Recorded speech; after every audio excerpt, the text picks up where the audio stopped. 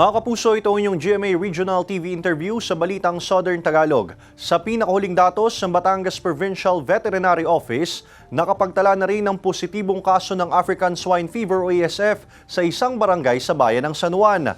Kaugnay niyan, makakapanayam natin si Sir Felix Leopango, ang Municipal Agriculture Officer ng San Juan, Batangas. Magandang hapon po, Sir Felix. Sir, unahin ko na po, anong aksyon ang ginagawa ng inyong opisina ngayong may positibo ng kaso ng ASF sa inyong bayan?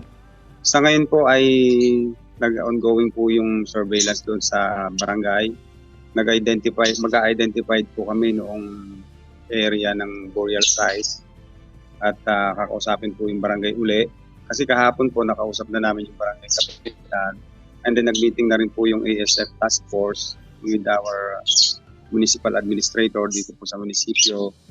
And then pinaplano na po namin within 15 days po ang aming target na clear out po yung positive cases case po namin dito sa may Barangay Libato.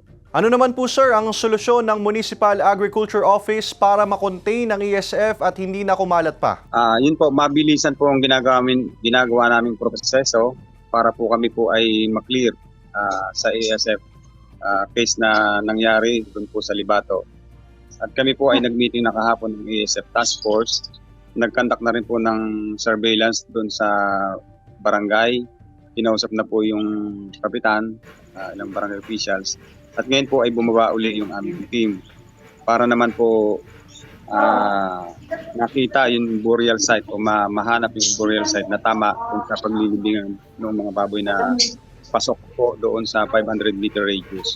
Sir Felix, saan po kaya posibleng nagmula ang ASF sa San Juan?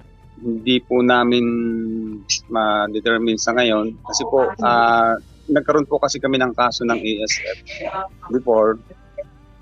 And then sa ibang bayan, kalapit din po kami ng ibang bayan ng katulad ng Lugbo.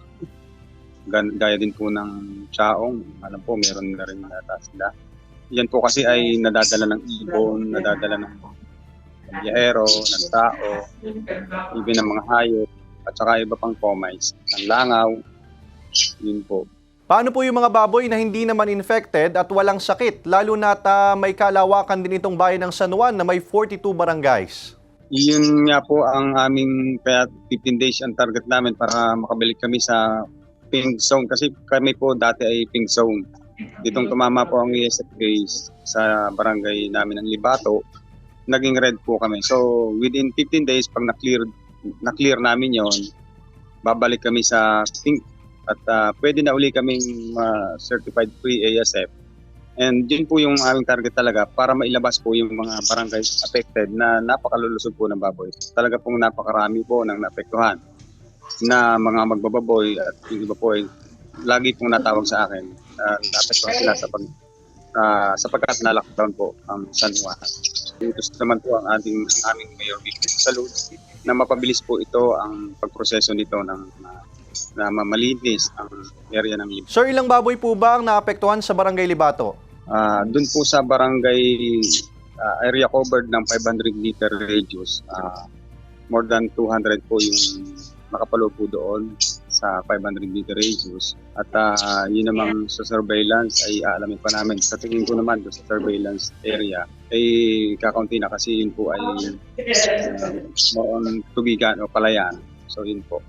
Panghuli na, sir, ang mensahe po ninyo sa mga hog racer sa San Juan. Sa aming pong mga kababayan dito sa San Juan, Batangas, kami po ay gagawin po namin ang aming makakaya para mapabilis po itong proseso ng pag-clear ng ASF dito sa bayan.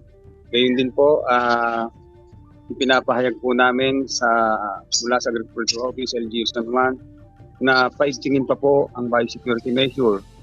Ingatan po ang pagpapasok ng mga anumang bagay o tao o hayop doon sa kanilang koral.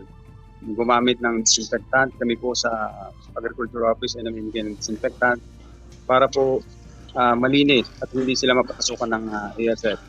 At umasa po ang kababayan natin na gagawin po namin ang aming higit at makakaya para mapabilis po ang proseso ng pag-clear nitong ASF dito sa bayan ng San Juan. Maraming salamat po sa inyong oras, Sir Felix Leopango, ang Municipal Agriculture Officer ng San Juan, Batangas, LGU.